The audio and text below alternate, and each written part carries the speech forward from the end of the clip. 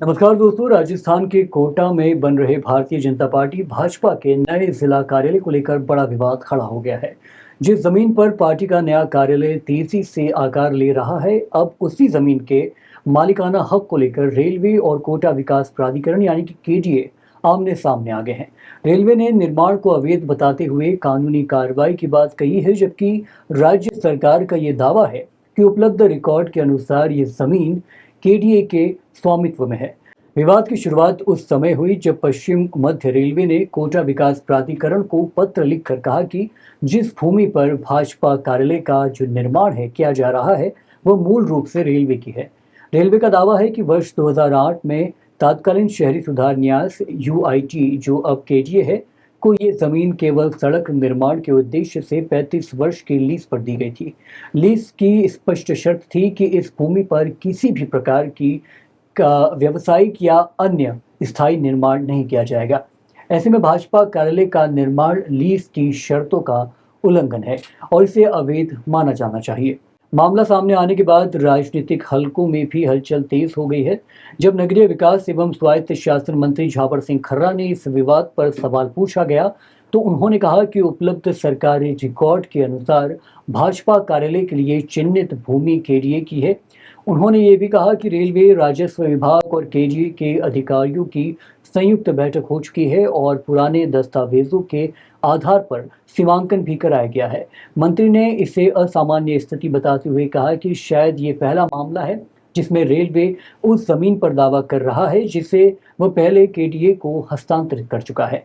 मंत्री खर्रा ने बताया कि रेलवे की आपत्ति को गंभीरता से लिया गया है और कोटा विकास प्राधिकरण को निर्देश दिए गए हैं कि वह रेलवे से सभी संबंधित दस्तावेज प्राप्त कर पूरे मामले की विस्तृत जांच करे।